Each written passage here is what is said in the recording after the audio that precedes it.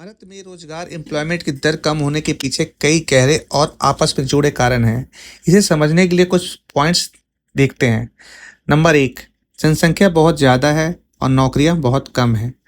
भारत में हर साल लाखों नए लोग काम की तलाश में आते हैं, लेकिन उतनी तेजी से नौकरियां नहीं बनती। मतलब डिमांड ज़्यादा और सप्लाई कम है।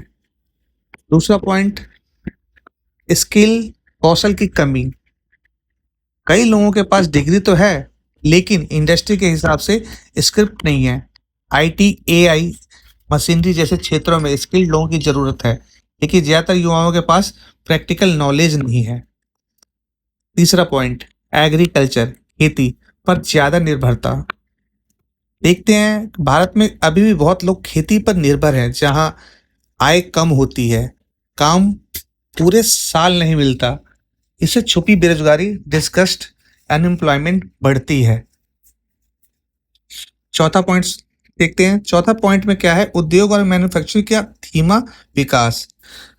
आपने देखा होगा कि चीन जैसे देशों की तुलना में भारत में मैन्युफैक्चरिंग सेक्टर उतना मजबूत नहीं है। अगर फैक्ट्रियां ज्यादा खुलेंगी, रोजगार भी बढ़ेगा, लेकिन उस हिसाब से फैक्ट्रियां नहीं खुलती हैं। पांचवा पॉइंट है ऑटोमेशन और टेक्नोलॉजी। आपने देखा होगा कि मशीनों और एआई के आने से कई छोटे काम खत्म होते जा रहे हैं। कम लोगों में ज्यादा काम हो रहा है, तो इससे कहीं ना कहीं उन लोगों को प्रभाव पड़ता है रोजगार के ऊपर। तो छठा पॉइंट है सरकारी भर्तियों में देरी। एग्जाम्स देर से होते हैं, रिजल्ट और ज्वाइनिंग में डिले होता है, कई बार एग्जाम कैंसिल भी हो जाते हैं। इससे लाखों सीटें खाली रह जाती हैं और अनएम्प्लॉयमेंट बढ़ता है। सातवां पॉइंट है प्राइवेट सेक्टर में कम सुरक्षा। कॉन्ट्रैक्ट जॉब ज़्यादा हैं, जॉब स्टेबिलिटी कम है, लोग स्टेबल जॉब ढूंढते रहते हैं, जिससे अनएम्प्लॉयमेंट दिखता है और लोगों को आखिरी टाइम तक रोजगार नहीं मिलता है। आठवां पॉइंट और बहुत महत्वपूर्ण पॉइंट है महिलाओं की कम भागीदारी। भारत में महिलाओं का वर्क स्पेस पार्टिसिपेशन अभी भी कम है, जो एक जनरल एम्प्लॉयमेंट रेट का प्रभावित करता है।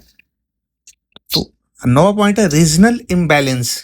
होता क्या है कि कुछ शहरों जैसे बेंगलोर, मुंबई में ज्यादा जॉब्स हैं, लेकिन छोटे शहरों और गांवों में या डिस्ट्रिक्ट लेवल पे जॉब मिलना बड़ा मुश्किल होता है। तो सीधी भाषा में आप समझिए कि लोग ज्यादा हैं, नौकरियां कम हैं, स्किल्ड मिसमैच है, सिस्टम स्लो है, जिसके ऊपर हमें या सरकार को काम करना चाहिए, लेकिन सरकार भी उस तरीके से ध्यान नहीं दे रही है। समाधान क्या हो सकते हैं? स्किल डेवलपमेंट, प्रैक्टिकल ट्रेनिंग मिले उनको, मैन्युफैक्चरिंग और स्टार्टअप्स को बढ़ावा मिले, लोकल लेवल पर जॉब्स क्रिएट होना चाहिए, एजुकेशन सिस्टम को इंडस्ट्री के हिसाब से बदलना चाहिए, तब जाकर के लोगों को रोजगार मिलेगा। तो गवर्नमेंट को डायरेक्टली या इनडायरेक्टली स्किल डेवलपमेंट जो या एजुकेशन पॉइंट्स जो इंडस्ट्री लेवल पे करना चाहिए।